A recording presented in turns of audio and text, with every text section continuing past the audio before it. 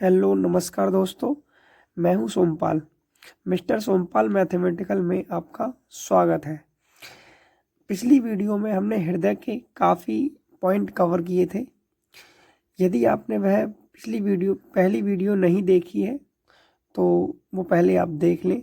मैं उसकी link description में दे दूंगा। तो चलिए हम हृदय की दूसरी वीडियो है उसके बारे में जानते हैं। तो वीडियो शुरू करते हैं। तो आइए समझते हैं कि हमारी ये रक्त वाहिका क्या है, कि रक्त वाहिका को कितने भागों में बांटा गया है। ठीक है, रक्त वाहिका वो होती है जिसमें हमारा ब्लड जो होता है चलता है, जिसमें ब्लड हमारा फ्लो होता है, उसको रक्त वाहिका कहते हैं। अब रक्त वाहिका कितने प्रकार की होती हैं? तो वो तीन होती हैं, तीन प्रकार की। कौन कौन सी? एक होती है धमनी, एक होती है केशिका और एक होती है सिरा। ठीक है, तो धमनी में जो होता है वो हमारा शुद्ध रक्त बहता है। कैसा रक्त? शुद्ध रक्त बहता है। केशिका में हमारा शुद्ध प्लस अशुद्ध दोनों प्रकार का रक्त बहता है। और जबकि सिरा में हमारा अशुद्ध रक्त बहता है। ठीक है, शुद्ध रक्त में हमारा क्या क्या ज़्यादा होता है? ऑक्सीजन की मात्रा ज़्यादा होती है और कार्बन डाइऑक्साइड की मात्रा कम होती है। और धमनी की जो होती है वो मोटी भित्ति होती है। धमनी की मोटी भित्ति होती है। इसमें मोटी भित्ति से मतलब है जो धमनी होती है उसकी जो परत कह सकते हैं एक प्रकार से, तो वो मोटी परत की होती है। ठीक है, और जो अशुद्ध रक्त रहता है जिसमें हमारे सिरा में, तो सिरा में अशुद्ध रक्त जो होता है उसमें कैसी मात्रा ज़्यादा होती है? कार्बन डाइऑक्साइड की मात्रा ज़्यादा होती है और ऑक्सीजन की मात्रा कम होती है। ठीक है, और इसकी भित्ति जो होती है वो कैसी होती है? पतली होती है। तो समझ में आया कि धमनी की भित्ति जो होती है वो मोटी होती है और सिरा की भित्ति जो होती है वो कैसी होती है? तो इस चित्र के माध्यम से हम समझते हैं कि हमारा ब्लड जो है, हार्ट जो है, किस टाइप से हमारे अंगों में पहुंचाता है। तो मान लीजिए ये हमारा हृदय है, ठीक है, और ये हमारे फेफड़े हैं और बाकी ये हमारा इधर का जो पोर्शन दिख रहा है ये हमारे अंग हैं। तो हम जब देखते हैं कि हमारे अंग से, मान लिया हमने अंग से हमारा ब्लड स्टार्ट हुआ, तो अंग से हमारा जो ब्लड जाता है वो महाश्रा के थ्रू, ठीक है, रक्त जो जाता है महाश्रा के थ्रू कहाँ पहुँचता है? दायां अलिंद में पहुँचता है। दायां अलिंद से हमारा वो दायां निलय में आता है। दायां निलय से होकर पंपिंग होती है तो वो हृदय हमारा फुफ्फुसीय धमनी, किसके द्वारा? फुफ्फुसीय धमनी के द्वारा फेफड़े में जाता है। ठीक है, फेफड़े में जाता है। वो फुफ्फुसीय धमनी में क्या होता है? अशुद्ध रक्त होता है। अब फेफड़े में क्या होता है? फेफड़े में जो है विसरण की क्रिया होती है, जिससे क्या होता है कि फेफड़े में जाने के बाद फेफड़ा जो होता है कार्बन डाइऑक्साइड को निकाल लेता है और ऑक्सीजन को इसमें मिला देता है। उसके बाद हमारा ब्लड जो होता है वो फुफ्फुसीय सिरा के द्वारा शुद्ध हो जाता है। यहाँ से फेफड़ों की तरह शुद्ध होने के बाद जिसमें ऑक्सीजन मिल जाती है तो वो शुद्ध हो जाता है। अब शुद्ध हो जाने के बाद वो फुफ्फुसीय सिरा के द्वारा हमारे बायां अलिंद में आता है। बायां अलिंद से हमारा क्या होता है? बायां निलय में आता है। बायां निलय में आने के बाद महाधमनी के थ्रू वो हमारे फिर से अंगों में पहुंच जाता है। ठीक है, तो अंगों में पहुंचने के बाद हमारे अंगों में फिर से क्या होती है? कार्बन डाइऑक्साइड की मात्रा मिल जाती है ब्लड में। फिर से वो ब्लड कैसा हो जाता है? अशुद्ध हो जाता है। फिर वो महाशिरा के द्वारा दायां अलिंद में आएगा, फिर दायां निलय में आएगा। यही प्रोसेस हमारा लगातार चलता रहता है। इसी से हमारा ब्लड शुद्ध होता है, फिर हमारे अंगों में आके फिर से कार्बन डाइऑक्साइड मिल जाती है। ठीक है, तो ये आपको समझ में आया होगा। आगे चलते हैं। तो अब समझते हैं कि धमनियाँ क्या होती हैं। ठीक है, क्या कि धमनियाँ जो होती हैं इन रक्त नलिकाओं के अंदर सदा शुद्ध रक्त प्रवाहित होता है। तो धमनियों में क्या होता है? हमेशा शुद्ध रक्त प्रवाहित होता है। ठीक है, अब क्या है? दूसरा पॉइंट है कि हृदय से रक्त को बाहर ले जाने व अंग तक पहुंचाने का कार्य धमनी करती हैं। मतलब जो हृदय से रक्त को बाहर निकालती हैं तो धमनी के द्वारा निकलता है, और वो शरीर के अंगों तक भी पहुंचाने का कार्य कौन करती हैं? धमनियाँ करती हैं। उसके आता है तीसरा पॉइंट कि मानव शरीर की सबसे बड़ी धमनी महाधमनी कहलाती है, जबकि सबसे छोटी धमनी फेनिक धमनी कहलाती है। ठीक है, ये याद रखने वाली बात है कि मानव शरीर की सबसे बड़ी धमनी कौन सी होती है? महाधमनी होती है, और जबकि सबसे छोटी धमनी कौन सी होती है? फेनिक धमनी होती है। ठीक, उसके बाद हम चौथा पॉइंट देखते हैं कि मानव शरीर में एक ऐसी धमनी होती है जिसके अंदर अशुद्ध रक्त प्रवाहित होता है। ठीक है, एक ऐसी धमनी होती है जिसमें अशुद्ध रक्त भी प्रवाहित होता है, फुफ्फुसीय धमनी। ठीक है, कौन सी धमनी होती है वो? फुफ्फुसीय धमनी जिसमें कौन सा रक्त प्रवाहित होता है, अशुद्ध रक्त प्रवाहित होता है। और मानव शरीर की सबसे बड़ी धमनी कौन सी थी, महाधमनी थी, और सबसे छोटी धमनी फेनिक धमनी थी। ठीक, 3 पॉइंट हो गए। उसके बाद समझते हैं कि ये कि सामान्य मनुष्य के शरीर के रक्त दाब की गणना बाहों के अंदर स्थित ब्रेकियल धमनी से स्फिग्नोमेनोमीटर नामक यंत्र से की जाती है। ठीक है, तो रक्त दाब की गणना होती है वो किससे होती है, स्फिग्नोमेनोमीटर। ठीक है, स्फिग्नोमेनोमीटर से क्या होती है, हमारी रक्त दाब की गणना होती है। रक्त दाब इसको बोलते हैं ब्लड प्रेशर। ठीक है, उसके बाद आता है, उसके बाद हम देखते हैं कि हमारा, ठीक है, सामान्य मनुष्य का रक्त दाब 120/80 mm ऑफ Hg होता है। अब WHO के नई सर्वे के अनुसार सामान्य मनुष्य का रक्त दाब 140/90 mm ऑफ Hg होता है। ठीक है, याद रखना है कि सामान्य मनुष्य का रक्त दाब कितना होता है, 120/80 होता है। ठीक है, और जो WHO की नई सर्वे के अनुसार सामान्य मनुष्य का रक्त दाब 140/90 mm ऑफ Hg होता है। अब यहाँ WHO की फुल फॉर्म है वर्ल्ड हेल्थ ऑर्गेनाइजेशन। ठीक है, तो वर्ल्ड हेल्थ ऑर्गेनाइजेशन की सर्वे के अनुसार बताया गया था कि मनुष्य का जो रक्त दाब होता है, मतलब ब्लड प्रेशर जो होता है वो 140 ऊपर और डाउन जो होता है वो 90 मिलीमीटर ऑफ Hg होता है। ठीक है, अब कह रहा है मानव शरीर के नाड़ी से रक्त दाब का पता गले के अंदर स्थित ग्रीवा धमनी से लगाया जाता है। तो मनुष्य की नाड़ी से रक्त दाब का पता लगा सकते हैं, और जो गले के अंदर ग्रीवा धमनी होती है उससे पता लगाया जाता है।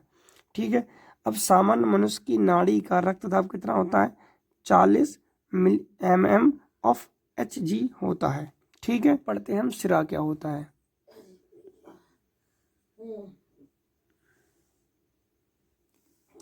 सिरा देखते हैं कि वे रक्त नलिकाएं, सिरा क्या होती हैं कि वे रक्त नलिकाएं जिनके अंदर अशुद्ध रक्त प्रवाहित होता है उन्हें सिराएं कहते हैं।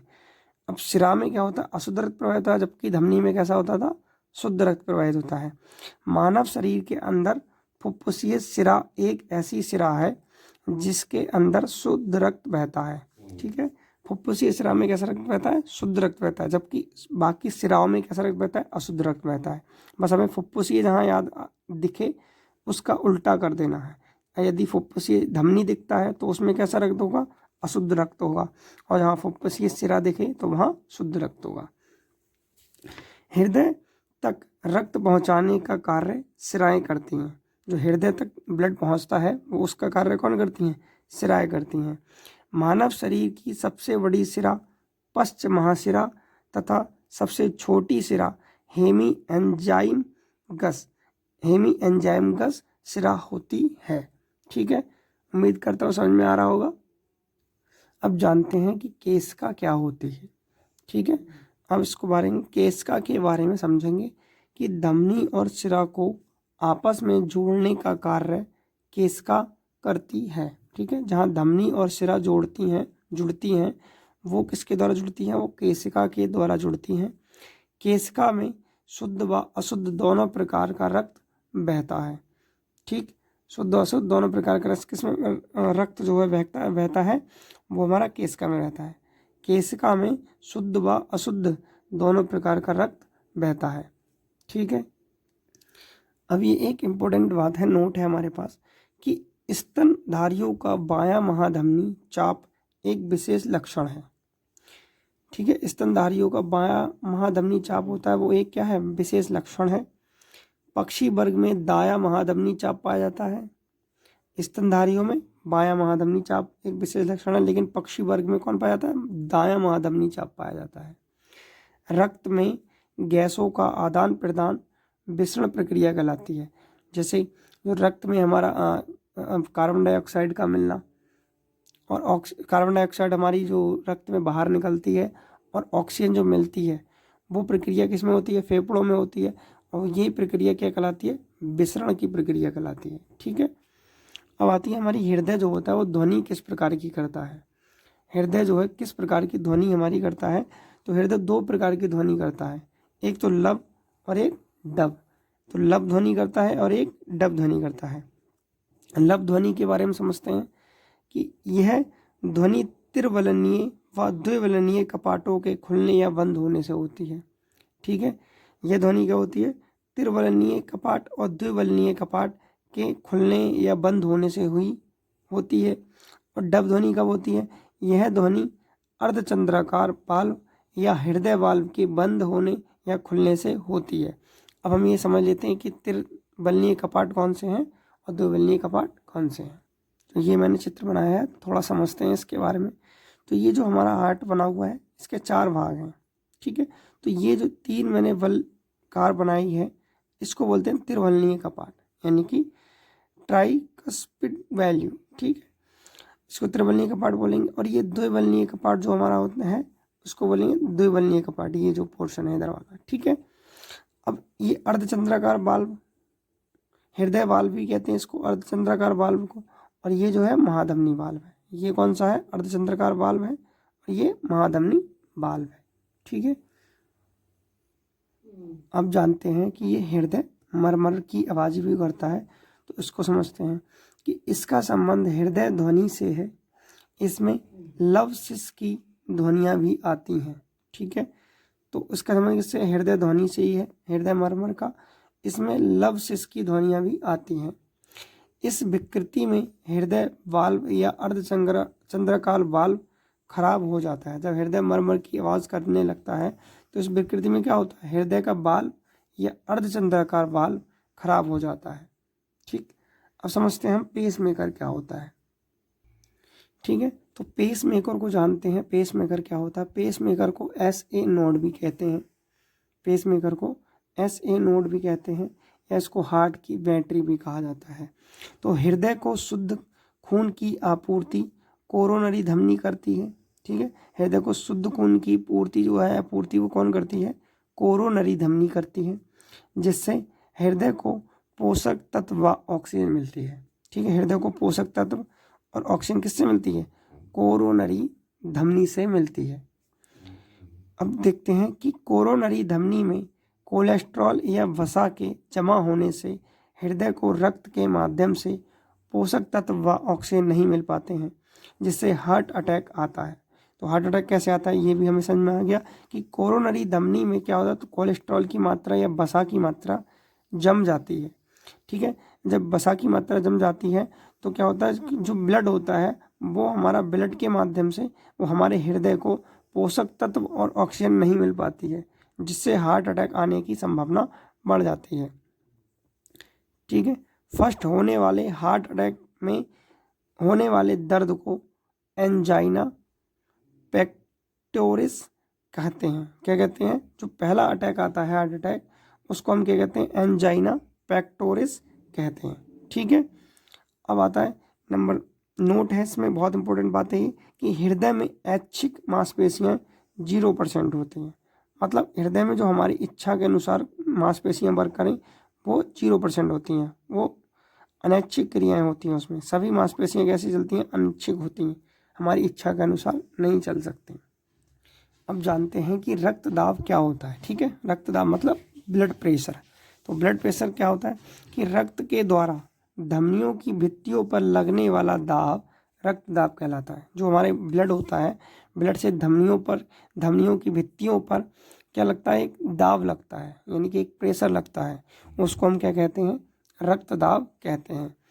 रक्तदाब को मापने हेतु उपयुक्त यंत्र स्फिग्नोमैनोमीटर होता है। क्या होता है, स्फिग्नोमैनोमीटर। तो ये रक्तदाब को नापते हैं, मतलब ब्लड प्रेशर को मापते हैं।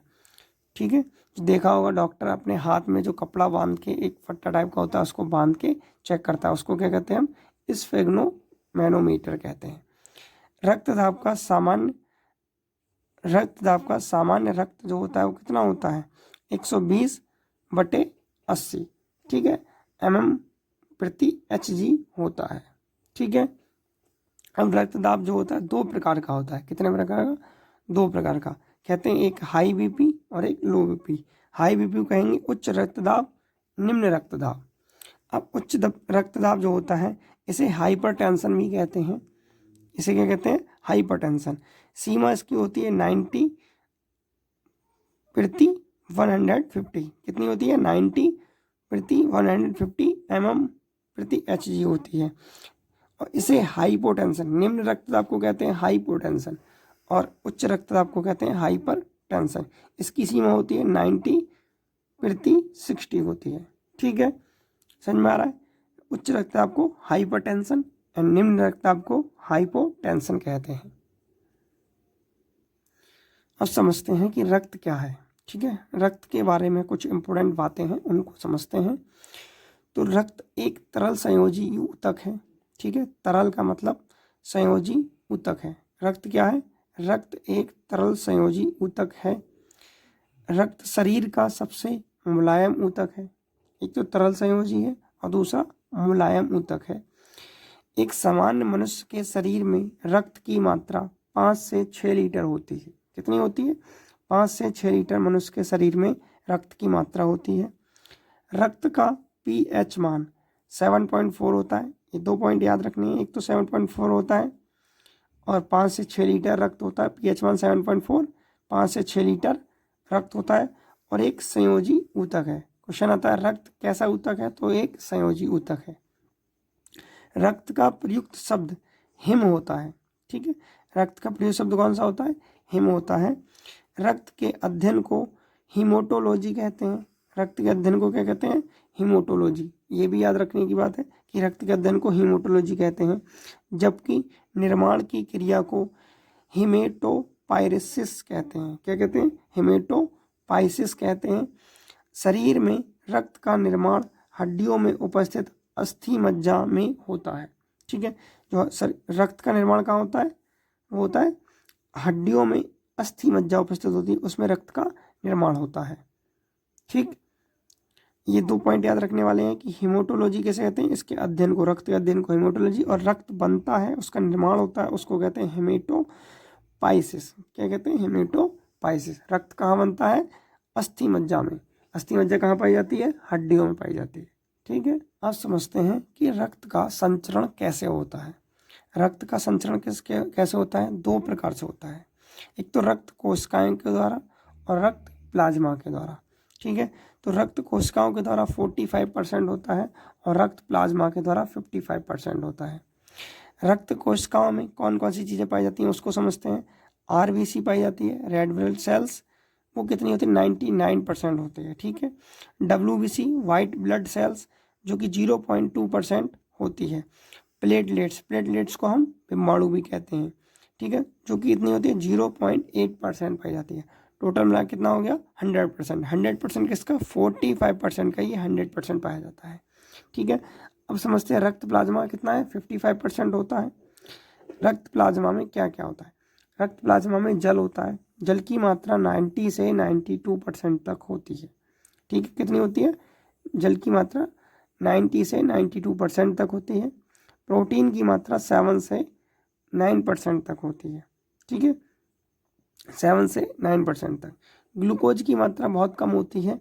कोलेस्ट्रॉल भी होता है, यूरिया भी होता है और बिलिरुबिन भी होता है। बिलिरुबिन को पित्तवर्णक भी कहते हैं। ठीक, अब कहते हैं रक्त में जब यूरिया की मात्रा बढ़ जाती है, ठीक है, जब रक्त में यूरिया की मात्रा बढ़ जाती है तो उसको यूरेमिया कहते हैं। क्या कहते हैं? रक्त में यूरिया की मात्रा बढ़ जाती है, उसको यूरेमिया कहते हैं। रक्त का थक्का जमाने के लिए एंजाइम कौन सा होता है? ट्रिप्टेस होता है। कौन सा होता है? ट्रिप्टेस होता है। यदि रक्त में यूरिया की मात्रा बढ़ जाए तो उसको यूरेमिया कहते हैं। और रक्त में थक्का जमाने के लिए, थक्का का मतलब होता है जैसे हमारी उंगली अगर यदि कट जाती है तो वो जो उंगली पे हमारा ब्लड निकलता है वो कुछ टाइम बाद आपने देखा होगा वो वहीं पे जम जाता है।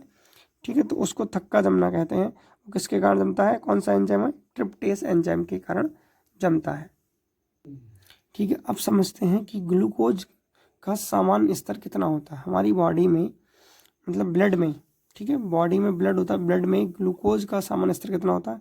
80 to 120 mg पर 100 मिलीलीटर रक्त होता है। ठीक है, इसका कितना ग्लूकोज में पार्ट, इतना पार्ट जो है 80 से 120 mg पर 100 मिलीलीटर रक्त होता है। यदि हमारा ब्रथ है, या उपवास है, ठीक है, यदि व्रत है या उपवास है तो उसमें कितना होता है 70 to 100 mg, कितना होता है 70 to 100 mg पर 100 मिलीलीटर, ठीक है, कि व्रत और उपवास की अवस्था में। कोलेस्ट्रॉल की मात्रा कितनी होती है 150 से लेकर 250 मिलीग्राम पर 100 मिलीलीटर रक्त होता है। यूरिया की मात्रा देख लेते हैं 18 to 30 मिलीग्राम पर 100 मिलीलीटर रक्त होता है। बिलरुबिन से कितना 0.5 to 1.5 मिलीग्राम पर 100 मिलीलीटर रक्त होता है, ठीक है। ये बहुत डीपली हो गया तो इसको इतना ही समझ लेते हैं, ज़्यादा इसमें पॉइंट इतना सा याद रखना है कि यदि हमारा व्रत वगैरह है, उपवास है, तो उसमें ब्लड कितना, मतलब ब्लड की मात्रा में कितना ब्लड में ग्लूकोज रहता है और कोलेस्ट्रॉल कितनी मात्रा रहती है 150 से 250 होता है, ठीक है, और बिलरुबिन की कितनी मात्रा होती है। अब समझते हैं कि जो शरीर में पित्त वर्णक, ये इंपॉर्टेंट पॉइंट है कि शरीर में पित्त वर्णक का निर्माण यकृत में होता है। पित्त वर्णक कहाँ बनता है, यकृत में बनता है, ठीक है।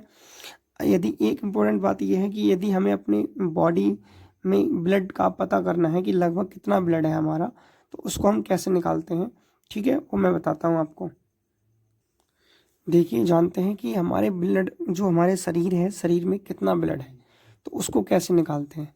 मान लो मेरे बॉडी का वेट जो है वो मान लिया मैंने 50 है, कितना है 50 kg मेरा बॉडी का वेट है, यानी कि मेरे शरीर का भार 50 किलो है। तो उसका मैं क्या करूँगा 7% निकाल दूंगा, कितना परसेंट 7% में निकाल दूंगा, तो वो मेरा कितना आएगा, वो ब्लड निकल के आ जाएगा।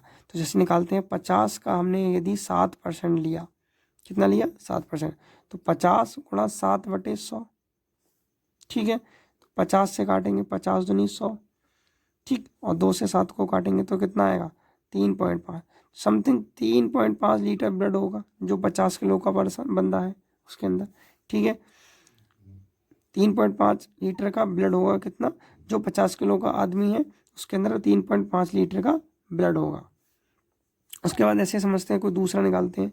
मान लो कोई भी 80 किलो का है, ठीक है, अब उसका हमने 7% निकाला, ठीक, तो 0 से 0 कट गया, कितना हो गया ये 8 7 56, ठीक, बटे 10, एक के बाद पॉइंट लगा देंगे, यहाँ से 0 1 है तो एक के बाद पॉइंट लगाएंगे तो ये कितना हो जाएगा 5.6, मतलब 5.6 लीटर उसके अंदर ब्लड है, ठीक है, समझ में आया, ठीक। अब एक इम्पोर्टेंट चीज़ और भी, ये तीनों इम्पोर्टेंट चीज़ें हैं हमारी। इस शरीर में पित्त वर्ण का निर्माण कहाँ होता है, यकृत में होता है। ब्लड का वेट कितना होता है 7% निकाल देना है बॉडी वेट का, ठीक है। बॉडी वेट हमारे शरीर का जितना वजन है उसका 7% निकाल देंगे, उससे हमारे शरीर का ब्लड निकल के आ जाएगा।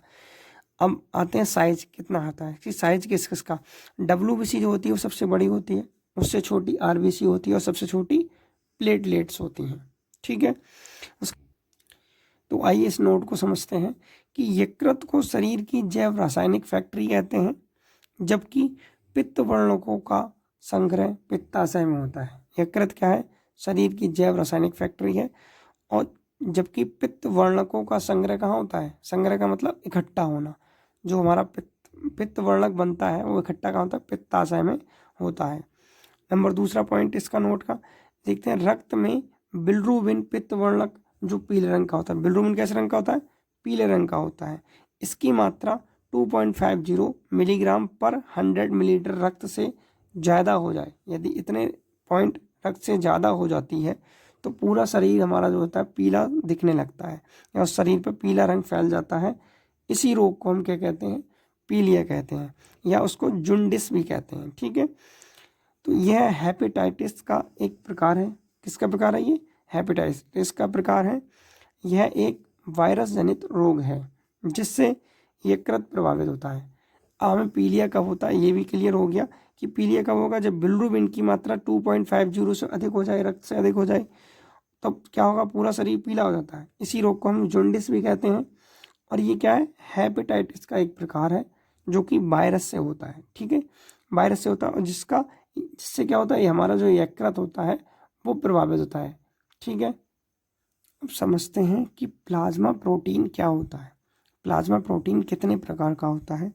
तो देखते हैं, एक तो होता है एल्बुमिन, ग्लोबिन और फाइब्रिनोजन और प्रोथ्रोम्बिन, ठीक है, कौन कौन सा? एल्बुमिन, ग्लोबुलिन, फाइब्रिनोजन और प्रोथ्रोम्बिन। ठीक है, तो ग्लोबुलिन में दो होते हैं, कौन? अल्फा बीटा गामा, ये तीन चीज़ें होती हैं। तो इस अल्फा बीटा को हम हीमोग्लोबिन प्रोटीन कहते हैं और जो गामा जो होता है उसको एंटीबॉडीज कहते हैं। ठीक है, अल्फा बीटा क्या कहलाता है? हीमोग्लोबिन कहलाता है, हीमोग्लोबिन प्रोटीन कहलाता है, जबकि गामा क्या कहलाता है?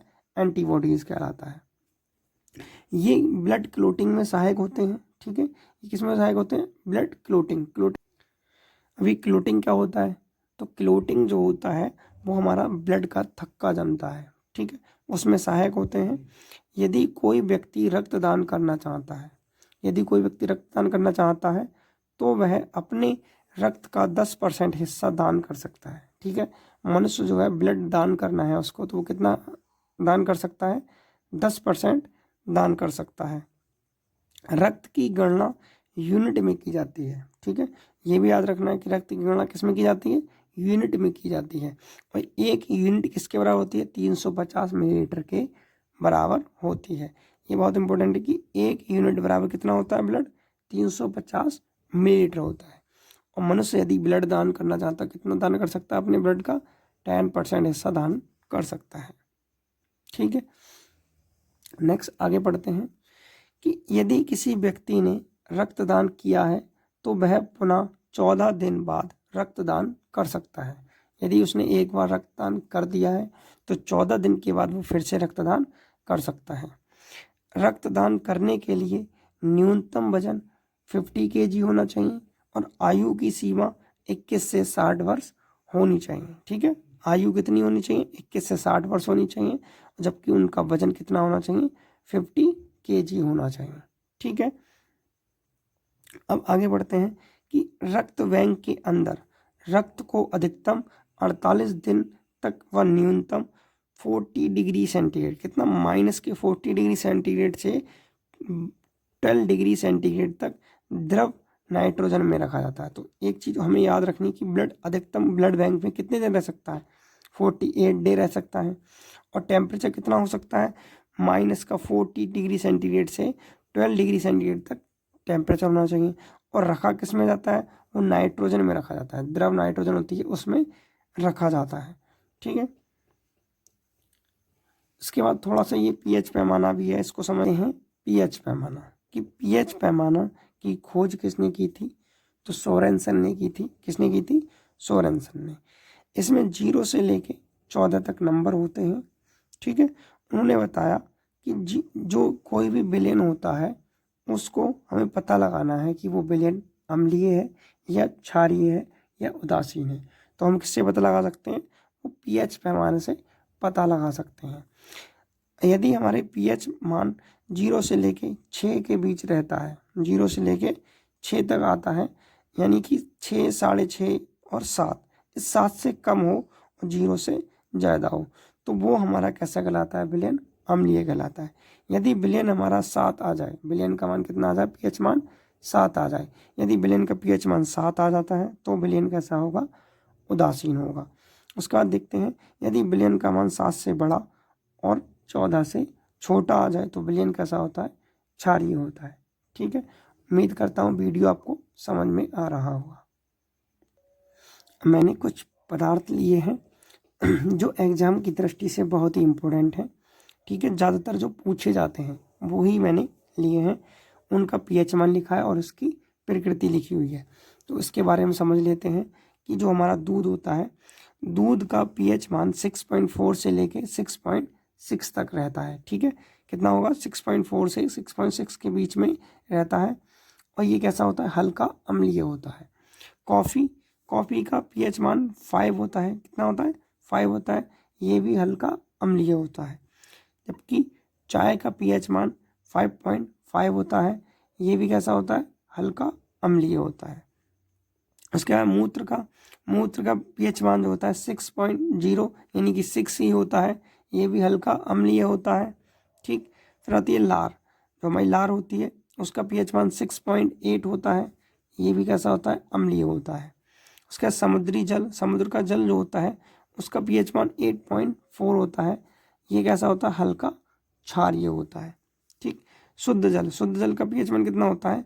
7 होता है, जो कि कैसा होता है, उदासीन होता है। उसके बाद आता है अम्लीय वर्षा। जो अम्लीय वर्षा होती है उसका पीएच मान कितना होता है, 5.6 होता है। ये भी कैसा होता है, हल्का अम्लीय होता है। नींबू का पीएच मान कहीं कहीं आपको 2 से 3 के बीच दिख जाएगा, या 2.3 भी लिखा हुआ दिख जाएगा, तो वो कैसा होता है, पूर्णतः अम्लीय होता है। ठीक है। शराब का पीएच मान कितना होता है, शराब का पीएच मान जो होता है 2.3 से कह सकते हैं 2 से 3 या 2.8 भी वो लिखा हुआ मिल जाएगा आपको, वो भी कैसा होता है, पूर्णतः अम्लीय होता है। ठीक है। उसके बाद देखते हैं शराब के बाद कि बियर का पीएच मान कितना होता है। इसका बियर का पीएच मान कितना होता है, 3 से 4 के बीच होता है, जो कि पूर्णतः अम्लीय होता है। फिर आता है जठर रस, ये इंपॉर्टेंट है, जठर रस वाला भी, ये सभी इंपॉर्टेंट है, लेकिन ज़्यादातर जठर रस का पूछा गया है काफ़ी बार कि जठर रस का कितना होता है, 1.5 से लेके 2.2 के बीच होता है, जो कि पूर्णतः अम्लीय होता है। ठीक है। पित्तरस होता है, पित्तरस पित्ताशय से निकलता है, जो कि इसका पीएच मान कितना होता है, 7.7 होता है, जो कि हल्का क्षारीय होता है। फिर आता है हमारा ब्लड, ब्लड का हम पढ़ चुके हैं, कितना होता है, 7.4 होता है, ये भी कैसा होता है, हल्का क्षारीय होता है। ठीक है। अब पढ़ेंगे हम, समझते हैं रक्त कोशिकाएं क्या होती हैं। रक्त कोशिकाओं में क्या होता है, सबसे पहले एक पार्ट होता है हमारा WBC, इसको बोलते हैं श्वेत रक्त कणिकाएं, इंग्लिश में कहते हैं इसको वाइट ब्लड कार्पूसल। ठीक। इसका अन्य नाम भी होता है, तो इसको बोलते हैं ल्यूकोसाइरस। क्या बोलते हैं, ल्यूकोसाइरस। WBC का अन्य नाम क्या है, ल्यूकोसाइरस। WBC की संख्या कितनी होती है, 4000 से लेकर 9000 के बीच एम मीटर कितनी होती है, सामान्य संख्या 4000 से 9000 MMQ होती है। ठीक है। जब भी WBC की संख्या सामान्य से कम हो जाती है तो इस रोग को ल्यूकोपेनिया कहते हैं। ठीक है। क्या कहते हैं, ल्यूकोपेनिया कहते हैं। जब भी याद रखना है कि जब भी हमारे शरीर की WBC की संख्या कैसी हो जाए, कम हो जाए, कैसे हो जाए, कम हो जाए, तो उसको क्या कहेंगे, ल्यूकोपेनिया, या इसको ल्यूकोडर्मा भी कहते हैं। ठीक है। जो नीचे लिखा हुआ है ल्यूकोडर्मा, ये भी ल्यूकोपेनिया को ही ल्यूकोडर्मा भी कहते हैं। जब भी WBC की संख्या सामान्य से अधिक हो जाती है उसे क्या कहते हैं, हम ल्यूकेमिया कहते हैं। क्या कहते हैं, ल्यूकेमिया। ठीक है। जब कम हो जाए तो ल्यूकोपेनिया या ल्यूकोडर्मा कहते हैं, और ज़्यादा हो जाए तो ल्यूकेमिया कहते हैं। ठीक है। ल्यूकेमिया को ही रक्त कैंसर कहते हैं। जो ब्लड कैंसर होता है उसको इसको कहते हैं, ल्यूकेमिया को कहते हैं। जब WBC अधिक हो जाती है तो ल्यूकेमिया हो जाएगा, और ल्यूकेमिया हो गया तो उसको क्या कहते हैं, हम ब्लड कैंसर कहते हैं, यानी कि रक्त कैंसर कहते हैं। अब समझते हैं WBC। ठीक है। तो WBC को 2 भागों में व्यक्त किया गया है। WBC को 2 भाग, इसको बोलते हैं, एक है पार्ट इसका कणका युक्त और दूसरा है कणका विहीन। कणका युक्त का मतलब है जिसमें कणका हमारी पाई जाती है, उसको कणका युक्त कहेंगे। और कणका विहीन का मतलब, विहीन का मतलब है जिसमें कणका नहीं होती है। ठीक है। कणका युक्त जो है 3 पार्ट हैं इसके, एक तो न्यूट्रोफिल्स जो कि 65% होती है, एसिडोफिल्स और बेसोफिल्स। ठीक है। कितनी, न्यूट्रोफिल्स, एसिडोफिल्स और बेसोफिल्स, ये किस में होता है, WBC के 30 कणका युक्त पार्ट में होती हैं। अब समझते हैं कणका विहीन। कणका विहीन में क्या होता है, मोनोसाइट्स पाए जाते हैं, जो कि सबसे बड़ी WBC कहलाती है। तो मोनोसाइट्स क्या कहलाती है, सबसे बड़ी WBC कौन सी, मोनोसाइट्स कहलाती है। लिम्फोसाइट्स होती है जो कि सबसे छोटी WBC कहलाती है। ठीक है। अब लिम्फोसाइट को 2 भागों में बांटा गया है। कौन कौन सा, बी लिम्फोसाइट्स, टी लिम्फोसाइट्स। कौन कौन से भाग, बी लिम्फोसाइट्स, टी लिम्फोसाइट्स। तो बी लिम्फोसाइट में कोशिका जो होती है वो देख लेते हैं, उसको 2 भागों में व्यक्त किया गया है। बी लिम्फोसाइट को भी 2 भागों में व्यक्त किया गया है। इसको देखते हैं, तो देखते हैं, ये एक तो प्लाज्मा कोशिका है और एक स्मृति कोशिका है। तो प्लाज्मा कोशिका क्या बनाती है, एंटीबॉडीज बनाती है। ठीक है। एंटीबॉडी से क्या बनता है, प्लाज्मा कोशिका बनती है, प्लाज्मा कोशिका के द्वारा कोशिका बनती है। ठीक है। अब उसके बाद हम देखते हैं टी लिम्फोसाइट, टी कोशिका होती है। ये जो होता है क्या होता है, HIV अटैक करता है। किस पे करता है HIV अटैक, HIV अटैक किस पे करता है? जो टी लिम्फोसाइट होती है उस पर हमारा HIV वायरस होता है, वो किस पे अटैक करता है? टी लिम्फोसाइट पे अटैक करता है। ठीक, उम्मीद करता हूँ क्लियर हो रहा होगा। ये पॉइंट लिखे हुए हैं कि HIV वायरस जो होता है टी कोशिका पर अटैक करता है। WBC का आकार अविमीय या अमीवीय होता है, अर्थात जिसका कोई निश्चित आकार नहीं होता। अमीवीय का मतलब, या अविमीय का मतलब क्या है? जिसका कोई आकार निश्चित नहीं होता उसको कहते हैं अविमीय। ठीक है, अब देखते हैं कि एंटीजन या बैक्टीरिया, जब भी हमारे जो एंटीजन और बैक्टीरिया होते हैं वो हमारी बॉडी पर क्या करते हैं? जब भी आक्रमण करेंगे तो वो क्या बनाएंगी? हमारी बॉडी उनसे लड़ने के लिए एंटीबॉडी का निर्माण करती है। और जब भी हमारे वायरस जो होते हैं, जो वायरस हमारे शरीर पर जब आक्रमण करेंगे तो उसके लिए हमारी बॉडी इंटरफेरेंस बनाती है। ठीक है, इसको भाषा में समझते हैं कि जब शरीर जीवाणु या एंटीजन, जब शरीर पर जीवाणु या एंटीजन का आक्रमण होता है तो शरीर उन्हें नष्ट करने के लिए एंटीबॉडी बनाता है। ठीक है, जब भी शरीर पर हमारे आक्रमण होगा तो वो क्या बनाता है? हमारी बॉडी जो है उसको नष्ट करने के लिए, एंटीजन या जीवाणु को नष्ट करने के लिए एंटीबॉडी बनाता है।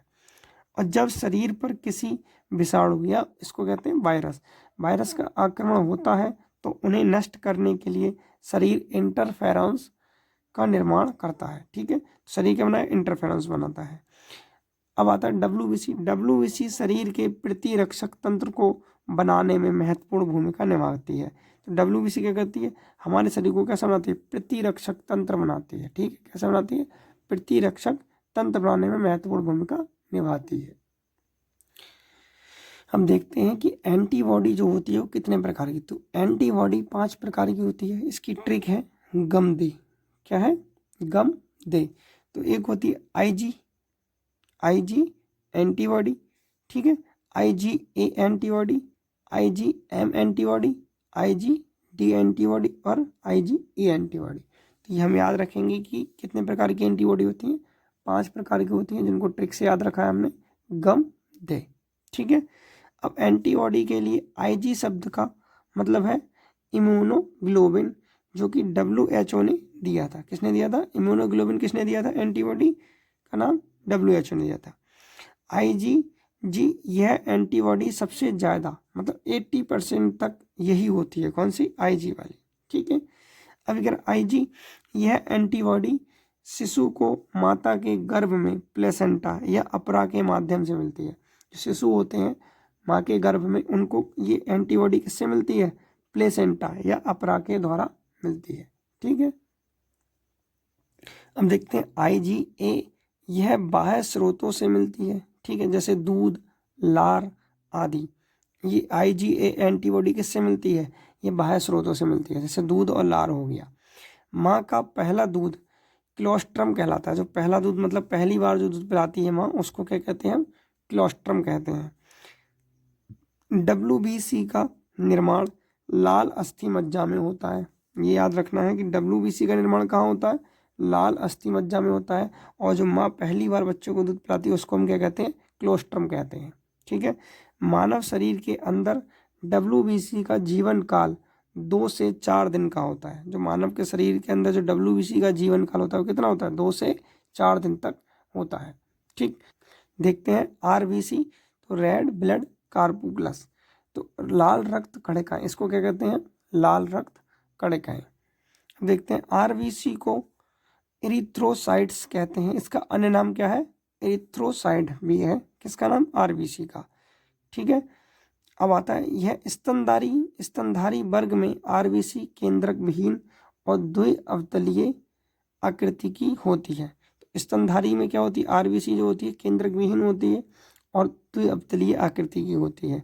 अब बात है इसका, एक बात है कि ऊंट और लांबा में केंद्रक विहीन नहीं होती है, द्विअवतलीय नहीं होती है। बाकी स्तनधारी में क्या होती है? ये द्विअवतलीय और केंद्रक विहीन होती है। जैसे नोट, मछली वर्ग, उभयचर वर्ग, सरीसृप वर्ग, पक्षी वर्ग, ऊंट और लामा में RBC गोलाकार या अंडाकार और केंद्रक होता है। उसमें केंद्रक विहीन था, किसमें? जो स्तनधारी। लेकिन ऊंट और ये जो हमारे अपवाद हैं इनमें कैसी होती है? गोलाकार और अंडाकार और केंद्रक होता है। ठीक है, आरबीसी का जीवन काल कितने दिन का होता है? 120 दिन का होता है, जबकि डब्ल्यूबीसी का जीवन काल कितना होता है? 2 से 4 दिन का होता है। लेकिन आरबीसी का जीवन काल 120 दिन का होता है। आरबीसी केवल उन प्राणियों में पाई जाती है जिनमें कशेरु का दंड या रीढ़ की हड्डी पाई जाती है। जिसके अंदर आरबीसी किसके अंदर होगी? जिनके अंदर रीढ़ की हड्डी या रीढ़ की हड्डी को बोलते हैं कशेरु का दंड होता है।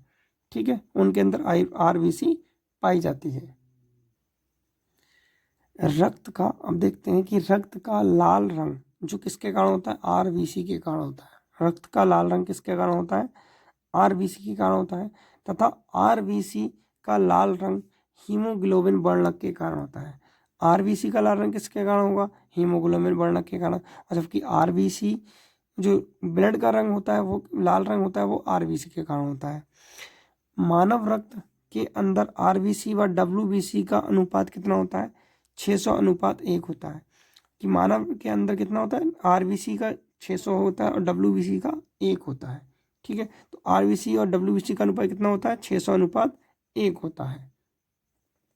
सामान्य मनुष्य के अंदर आरबीसी का निर्माण अस्थि मज्जा में होता है, जबकि बाल्यावस्था में किसमें होता है? यकृत में बनता है। अब समझते हैं कि सामान्य मनुष्य होता है उसका आरबीसी निर्माण कहाँ होगा? अस्थि मज्जा में होगा। लेकिन बाल्यावस्था में कहाँ होता है? यकृत में होता है।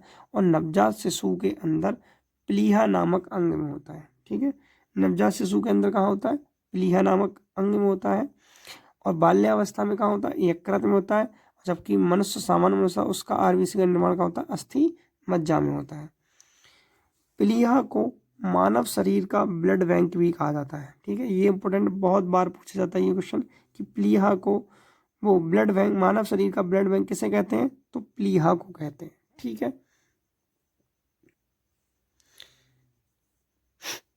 वृद्ध व मृत आरबीसी प्लीहा नामक अंग में नष्ट होती है। ठीक है, जो वृद्ध हो जाती है मतलब बूढ़ी हो जाती है, मर जाती है, वो आरबीसी जो होती है प्लीहा नामक अंग में क्या होती है? नष्ट हो जाती है। इसीलिए प्लीहा को आरबीसी का कब्रिस्तान या बूचड़ खाना कहते हैं। ठीक है, तो आरबीसी का कब्रिस्तान कौन है? प्लीहा है। ब्लड बैंक भी किसे कहते हैं? प्लीहा को कहते हैं। और बूचड़ खाना भी क्या है? प्लीहा है। क्यों है? क्योंकि मृत और वृद्ध जो हमारी आरबीसी होती हैं वो हमारी किस में जाती हैं? नष्ट होती हैं, प्लीहा नामक अंग में नष्ट होती हैं।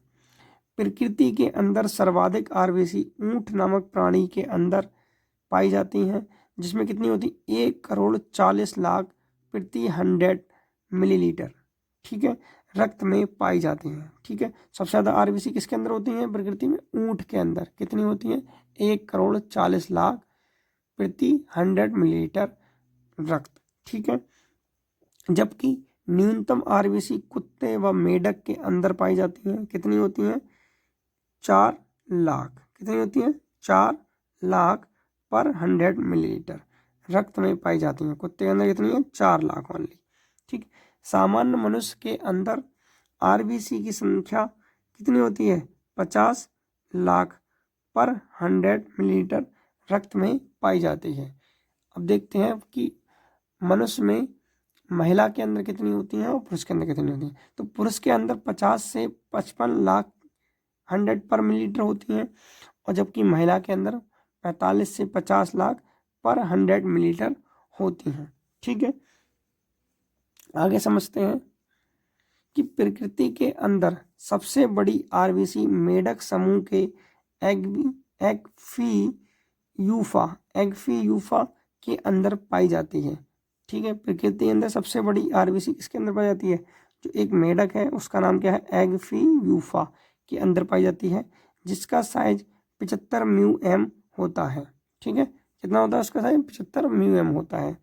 जबकि सबसे छोटी आरबीसी किसके? कस्तूरी मृग के अंदर पाई जाती है, जिसका साइज 2.3 म्यू तक होता है। तो सबसे बड़ी आरबीसी किसके अंदर? मेढक के अंदर पाई जाती है। मेढक का नाम है एग्फी यूफा। ठीक है, और सबसे छोटी कस्तूरी मृग के अंदर पाई जाती है आरबीसी, जिसका साइज 2.3 म्यू तक होता है। मानव शरीर में पाई जाने वाली आरबीसी का साइज 7.2 म्यू होता है। मानव शरीर में आरबीसी पाई जाती है, उसका साइज कितना होता है? 7.2 होता है। आरबीसी का मुख्य कार्य क्या होता है? आरबीसी का मुख्य कार्य ऑक्सीजन व ऑक्सी हीमोग्लोबिन के रूप में मानव शरीर के अंदर परिवहन करना। ठीक है, आरबीसी क्या करता है, ऑक्सीजन को और ऑक्सी हीमोग्लोबिन के रूप में मानव शरीर के अंदर परिवहन करता है, मानव शरीर के अंदर ऑक्सीजन को लेके जाता है। ठीक है, अब समझते हैं कि एनीमिया जो रोग हो जाता है वो किस कारण से होता है। तो जब हीमोग्लोबिन का स्तर 11 ग्राम से भी कम हो जाता है तो रक्त से ऑक्सीजन के जुड़ने की क्षमता बंधित हो जाती है और आरबीसी का स्तर कम हो जाता है। इसे रक्त अल्पता या एनीमिया कहते हैं। जैसे मान लो हमारा बॉडी में हीमोग्लोबिन का स्तर 11 ग्राम से भी कैसा हो जाए, कम हो जाए, तो रक्त से ऑक्सीजन के जुड़ने की क्षमता बंद हो जाती है, मतलब रक्त में ऑक्सीजन मिलना बंद हो जाता है और आरबीसी का स्तर फिर कैसा हो जाता है, कम हो जाता है, जिसे हम क्या कहेंगे, एनीमिया कहते हैं। तो एनीमिया रोग किसकी कमी से होता है, तो सबसे पहले जानते हैं कि लोहा तत्व होता है वो हीमोग्लोबिन, लोहा तत्व और हीमोग्लोबिन के कारण कम होता है। ठीक है, फिर और विटामिन V6 होता है, विटामिन V6 की भी कमी से होता है जिसको हम पायरोडक्सिन कहते हैं। विटामिन B9 की कमी से होता है जिसको फोलिक एसिड कहते हैं और विटामिन B12 की कमी से भी होता है जिसको साइनोकोबालामिन भी कहते हैं। ठीक है, क्या कहते हैं, 3-4 चीज़ें हो गई हमारी, एक तो लोहा तत्व हो गया, एक हीमोग्लोबिन भी हो गया, उसके बाद विटामिन B6 हो गए, विटामिन B6 को पायरोडक्सिन कहते हैं। ये आता है पेपर में कि विटामिन B6 का नाम क्या है, तो पायरोडक्सिन होता है। B9 का नाम क्या है, फोलिक एसिड है और B12 का काफ़ी हद तक पूछा जाता है कि विटामिन B12 का नाम क्या है, तो साइनोकोबालामिन है। ठीक है, उसके बाद देखते हैं कि हीमोग्लोबिन का एक अणु ऑक्सीजन के 4 अणुओं से जुड़ सकता है। हीमोग्लोबिन का एक अणु जो है ऑक्सीजन के 4 अणुओं से जुड़ सकता है जिसे ऑक्सीजनेसिस कहते हैं। ठीक है, जो हीमोग्लोबिन किससे दिखाते हैं, HV से दिखाते हैं। किससे दिखाते हैं, HV से दिखाते हैं। जैसे XV हमने लिया और 4 ऑक्सीजन के अणु लिए और उसकी हमने क्रिया कराई तो ऑक्सीजनेसिस हुआ। इससे क्या बनेगा, ऑक्सी हीमोग्लोबिन बनता है जो कि कैसा है, अस्थायी उत्पाद है। कैसा है, अस्थायी है, स्थायी नहीं है। ठीक है, अब हीमोग्लोबिन का गैसों से जुड़ना का क्रम जो होता है, सबसे जल्दी किससे जुड़ता है, कार्बन मोनोऑक्साइड। ठीक है, जो कि यदि हम गीली लकड़ी को अपने कमरे में जला के रखें तो क्या होता है, उससे कार्बन मोनोऑक्साइड बनती है। ठीक है, जिसे हम दम घोटू गैस भी कहते हैं। फिर उससे बाद में उसका कम जो है क्रम जो है कार्बन डाइऑक्साइड है, उससे कम जुड़ता है ऑक्सीजन से। ठीक है, और जुड़ने का रेशियो कितना होता है, 220, कार्बन मोनोऑक्साइड से 200 और कार्बन डाइऑक्साइड से 20 और ऑक्सीजन के 1 रेशियो होता है। ठीक है, अब देखते हैं कि कार्बन मोनोऑक्साइड जो है हीमोग्लोबिन से कितनी रिएक्शन करता है, तो उसको क्या कहते हैं। जैसे हमने हीमोग्लोबिन की रिएक्शन कार्बन मोनोऑक्साइड से होती है तो कार्बोक्सी हीमोग्लोबिन बनता है जो कैसा है, स्थायी उत्पाद है। ठीक है, ये क्या करता है, हमारे ऊतकों को नष्ट कर देता है। ठीक, जैसे उदाहरण लेते हैं कि सर्दियों के दिनों में बंद कमरे में अंगीठी जलाकर सोने पर मृत्यु का कार्बोक्सी हीमोग्लोबिन का निर्माण करना है। जैसे लोगों की जो बंद कमरों में जो अंगीठी होती है उसको जलाकर रख लेते हैं, उससे मृत्यु भी हो जाती है। ठीक है, किस कारण हो जाती है, कार्बोक्सी हीमोग्लोबिन का निर्माण हो जाता है, उससे मृत्यु हो जाती है। नंबर दूसरा उदाहरण है कि यदि हम ऊंचाई पर जाते हैं या पर्वतीय क्षेत्र में जाने पर शरीर में आरबीसी की संख्या बढ़ जाती है। ठीक है, शरीर में आरबीसी की संख्या क्या होती है, बढ़ जाती है। हम देखते हैं कि प्रकृति के अंदर केंचुआ एक ऐसा प्राणी है जिसके अंदर आरबीसी अनुपस्थित है, उसके अंदर आरबीसी नहीं होती है। और आरबीसी हमने बताया था किसके अंदर नहीं होती है, जिसकी कशेरू का दंड नहीं होता या रीढ़ की हड्डी नहीं होती है, परंतु उसके रक्त का रंग लाल होता है। ठीक है, उसके रक्त का, केंचुआ के रक्त का रंग कैसा होता है, लाल होता है, बट उसमें आरबीसी अनुपस्थित होता है, आरबीसी नहीं होती है। उसके बाद देखते हैं कि लाल रंग क्यों होता है, उसके ब्लड का, केंचुआ के ब्लड का रंग लाल क्यों होता है, क्योंकि हीमोग्लोबिन वर्णक रक्त प्लाज्मा उसमें घुलित होता है। मतलब हीमोग्लोबिन जो होता है रक्त प्लाज्मा उसके अंदर खून में घुला होता है, इसलिए उसका रंग लाल होता है। अब कह रहे आरबीसी के ऊपर पाई जाने वाली झिल्ली को डोनेक्स झिल्ली कहते हैं। आरबीसी के ऊपर एक झिल्ली पाई जाती है, उसको हम क्या कहते हैं, डोनेक्स झिल्ली कहते हैं। ठीक है, अब देखते हैं प्लेटलेट्स के बारे में। ठीक, प्लेटलेट्स क्या होता है, तो प्लेटलेट्स के बारे में जानते हैं। प्लेटलेट्स, इन्हें थ्रोम्बोसाइट्स कहते हैं। ये प्लेटलेट्स का दूसरा नाम क्या है, थ्रोम्बोसाइट्स है। इनका आकार 2.3 म्यू होता है। इनका आकार कितना होता है, 2.3, 2 से 3 म्यू। इनका आकार 2 से 3 म्यू होता है। इनका जीवन काल 3 से 5 दिन तक, अधिकतम 7 दिन हो सकता है। इनका जीवन काल कितना होता है, 3 से 5 दिन या 7 दिन तक हो सकता है। प्लेटलेट्स का पाया जाना स्तनधारियों का विशेष लक्षण है। प्लेटलेट्स ज़्यादातर किसमें पाई जाती हैं, स्तनधारियों में ही पाई जाती हैं। प्लेटलेट्स की संख्या 2 से 4 लाख MMQ होती है। ठीक है, तो साधारण मनुष्यों के अंदर कितनी होती है, 2 से 4 लाख के बीच होती है। बिम्बाणुओं से स्त्रावित पदार्थ थ्रोम्बोप्लास्टिन है, जो एक रक्त स्तंभक कारक है। इसे कम होना, बिम्बाणु संख्या यदि तेजी से कम होती है तो उसको थ्रोम्बोसाइटोपेनिया कहते हैं। क्या कहते हैं, बिम्बाणु संख्या यदि कम हो जाए तो उसको क्या कहते हैं, थ्रोम्बोसाइटोपेनिया कहते हैं। जैसे नोट, डेंगू बुखार में, कौन से बुखार में, डेंगू बुखार जब आता है तो डेंगू बुखार में बिम्बाणुओं की संख्या तेजी से घटती है। इस रोग का जनक कौन है, अरबी वायरस है। कौन सा, अरबी वायरस होता है, जो एडीज मच्छर के काटने से फैलता है। कौन सा मच्छर काटता है हमें, एडीज मच्छर काट लेता है तो कौन सा रोग होता है, डेंगू बुखार हो जाता है। ठीक है, उसमें क्या होता है, बिम्बाणुओं की संख्या एकदम घट जाती है, जिस रोग को हम क्या कहते हैं, थ्रोम्बोसाइटोपेनिया कहते हैं। ठीक है, जिसको कहते हैं थ्रोम्बोसाइटो। अब एडीज मच्छर जो बैठता कहाँ है, इसके बारे में समझ लेते थोड़ा सा, कि एडीज मच्छर जो है स्वच्छ पानी में बैठता है, बिल्कुल साफ शुद्ध पानी में बैठता है वो। ठीक है, उसके काटने का कोण कितना होता है, 45 डिग्री होता है। काटने का कोण 45 डिग्री होता है। ठीक है, अब समझते हैं कि रक्त का थक्का क्या होता है। तो रक्त का थक्का के बारे में हमने रक्त स्कंदक कारक 14 कारकों की खोज हो चुकी है। ठीक है, जिसमें से कुछ इंपोर्टेंट हैं, उनको हम समझ लेते हैं। ठीक, एक है फाइब्रोनोजन और प्रोथ्रोम्बिन, जो कि किसमें पाए जाते हैं, प्लाज्मा में पाए जाते हैं। थ्रोम्बोप्लास्टिन किसमें पाया जाता है, बिम्बाणु में पाया जाता है। कैल्शियम, एक ही होता है कैल्शियम, कैल्शियम होता है। और विटामिन के, ठीक है, इसको एंटी हीमोफिलिक कारक भी कहते हैं। किसको, विटामिन के को। ये होता है एमिलेस, एक एमिलेस एंजाइम होता है। ठीक है, ये हमारे 6 कारक हैं, इंपोर्टेंट हैं, वो हमने समझ लिए। ठीक है, अब जानते हैं कि जो रक्त का यदि थक्का नहीं जमे तो क्या होगा। यदि रक्त का थक्का नहीं जमता तो उसको हम हीमोफीलिया कहते हैं। तो जैसे जानते हैं कि इस रोग में रक्त का थक्का नहीं बनता है। इस रोग का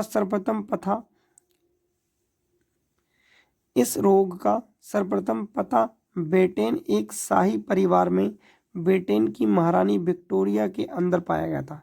तो सर्वप्रथम कहाँ पता चला था, ब्रिटेन में पता चला था। ब्रिटेन में एक शाही परिवार था, उसमें कौन, ब्रिटेन की महारानी थी विक्टोरिया, उनके अंदर इस रोग को पाया गया था। इसलिए इस रोग को शाही रोग भी कहते हैं, क्योंकि ये शाही परिवार में था, इसलिए इस रोग को क्या कहते हैं, शाही रोग भी कहते हैं। ठीक है, इस रोग में रोगी पुरुष होता है जबकि वाहक स्त्री होती है। ठीक, ये बहुत इंपॉर्टेंट बात है कि इसमें रोगी कौन होगा, रोगी पुरुष होगा, जबकि वाहक कौन होती है, स्त्री होती है।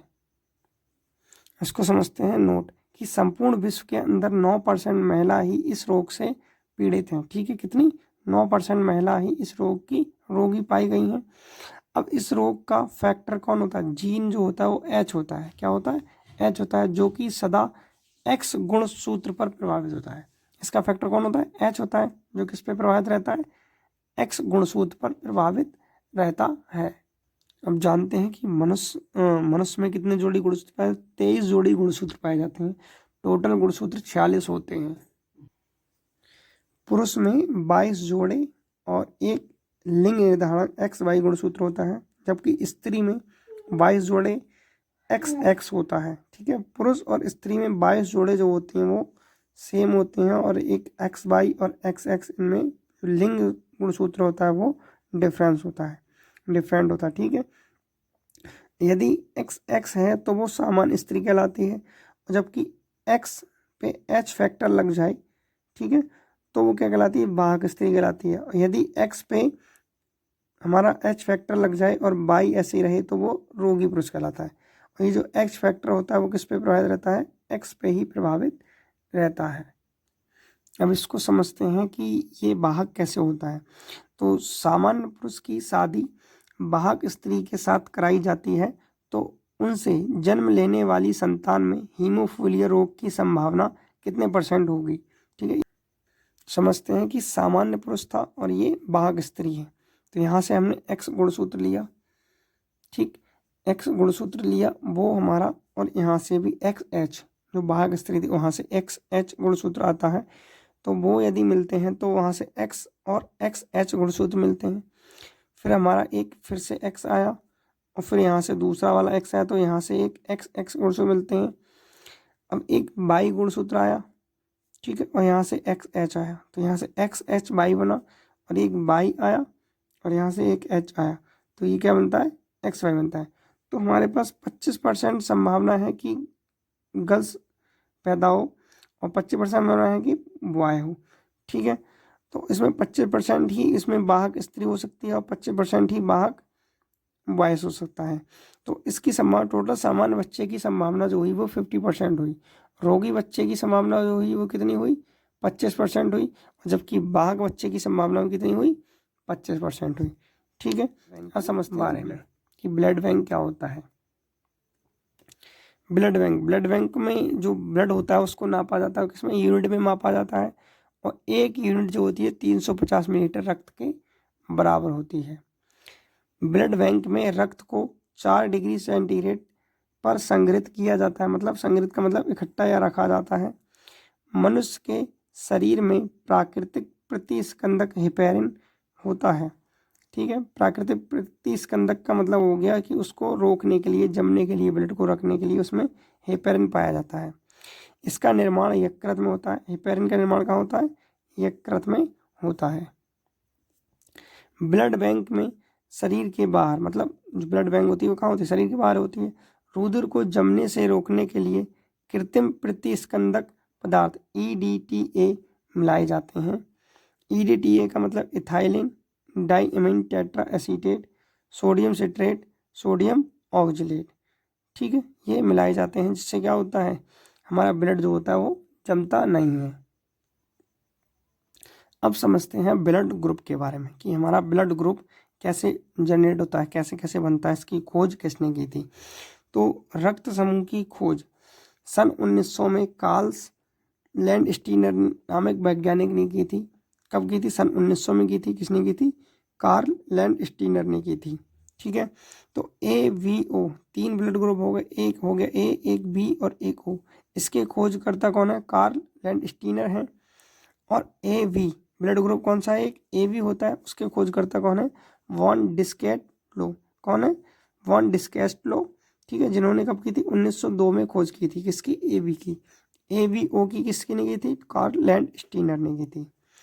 अब RBC की सतह पर पाए जाने वाली एंटीजनों के आधार पर ब्लड ग्रुप 4 प्रकार के होते हैं। किसके, RBC की सतह पर क्या पाया जाता है, एंटीजन पाए जाते हैं, उसके आधार पर 4 प्रकार के ब्लड ग्रुप होते हैं। A होता है, एक B होता है, और एक AB होता है, और एक O होता है, ठीक है। एंटीजन व एंटीबॉडी ग्लाइको प्रोटीन के बने होते हैं। एंटीजन और एंटीबॉडी किसके बने होते हैं, ग्लाइको प्रोटीन के बने होते हैं। अब समझते हैं रक्त समूह क्या, कौन किसको ब्लड दे सकता है और कौन किसका एंटीबॉडी बनाता है, ठीक है। जैसे ये मैंने यहाँ पे लिए रक्त समूह लिए हैं, इधर एंटीजन है और ये एंटीबॉडी लिया है, और ये कौन ब्लड को दे सकता है और ये कौन कौन ब्लड को ले सकता है। जैसे मान लो हमारे पास ब्लड ग्रुप A है, ठीक है, तो वो एंटीजन A बनाता है और एंटीबॉडी क्या बनाता है, B बनाता है उसका, सही। ये A जो ब्लड ग्रुप वो किसको ब्लड दे सकता है, A को दे सकता है और AB को दे सकता है, ठीक है। ले किसका सकता है, ब्लड ग्रुप A का ही ले सकता है और O का ले सकता है, ठीक। अब आता है यदि B ब्लड ग्रुप था तो B blood group B antigen बनाएगा और A एंटीबॉडी बनाएगा, लेकिन ये ब्लड किसको देगा, B को दे सकता है और AB को दे सकता है, ठीक है। और ले किस सकता है, B से ले सकता है और O से ब्लड ले सकता है। उसी प्रकार ए बी ब्लड ग्रुप है, तो ए बी ब्लड ग्रुप किसको एंटीजन बनाएगा, ए बनाएगा व बी बनाएगा, ये एंटीबॉडी को नहीं बनाता। ठीक है, या तो एंटीजन ए बनाएगा और बी दोनों बनाता है। ये ब्लड ग्रुप किसको दे सकता है, ए बी वाला ओनली ए बी को ही ब्लड दे सकता है, जबकि ले किससे सकता है, ए से भी ले सकता है, बी से भी ले सकता है, ए बी से भी ले सकता है और ओ से भी ले सकता है। अब आता है हमारा ओ। ओ ब्लड ग्रुप जो होता है वो एंटीजन नहीं बनाता है, जबकि एंटीबॉडी ए व वी दोनों बनाता है। ये ब्लड किस किसको दे सकता है, ए वी और ओ को दे सकता है, और ले किससे सकता है, ओनली ओ से ले सकता है। इसीलिए हम कहते हैं कि ब्लड ग्रुप ए बी जो है वो सर्वग्राही कहलाता है, मतलब सबका ब्लड ले सकता है, और जबकि ब्लड ओ जो होता है वो सर्वदाता कहलाता है, या ओ नेगेटिव भी कह सकते हैं इसको, ओ पॉजिटिव भी कह सकते हैं। ठीक है, तो ये क्या होता है, सर्वदाता होता है। अब समझते हैं कि भारत में कितने कितने परसेंट ब्लड ग्रुप पाए जाते हैं। ठीक है, कि ओ ब्लड ग्रुप भारत में कितना पाया जाता है, कितने परसेंट लोगों को पाया जाता है, और बी ब्लड ग्रुप, ये सभी ग्रुप कितने कितने परसेंट भारत में पाए जाते हैं। तो भारत में 34.6% जो ब्लड ग्रुप है वो ओ ब्लड ग्रुप पाया जाता है, 34.4% जो है वो ए ब्लड ग्रुप पाया जाता है, जबकि 23.5% ब्लड ग्रुप कौन सा हो जाता है, बी ब्लड ग्रुप पाया जाता है, और 7.5% blood group A B blood group पाया जाता है। अब साथ ही साथ ये भी देख लेते हैं कि विश्व में कितना पाया जाता है। तो विश्व में 35% ओ ब्लड ग्रुप पाया जाता है, 25% ए ब्लड ग्रुप पाया जाता है, जबकि 30% बी ब्लड ग्रुप पाया जाता है, और 10% विश्व में क्या पाया जाता है, ए बी ब्लड ग्रुप पाया जाता है। ठीक है,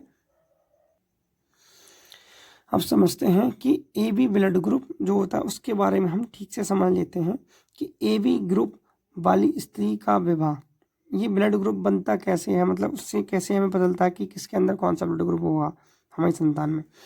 तो हम जानते हैं कि यदि ए बी ब्लड ग्रुप वाली स्त्री का विवाह ओ ब्लड ग्रुप वाले पुरुष से हो जाए तो होने वाले बच्चों में कौन कौन से ब्लड ग्रुप होने की संभावना होगी। ठीक है, हमने ए बी ब्लड ग्रुप की स्त्री ली है और ओ ब्लड ग्रुप का पुरुष लिया है। अब इन दोनों की यदि शादी होने के बाद इनके बच्चे जो होंगे उनका ब्लड ग्रुप किस प्रकार का होगा।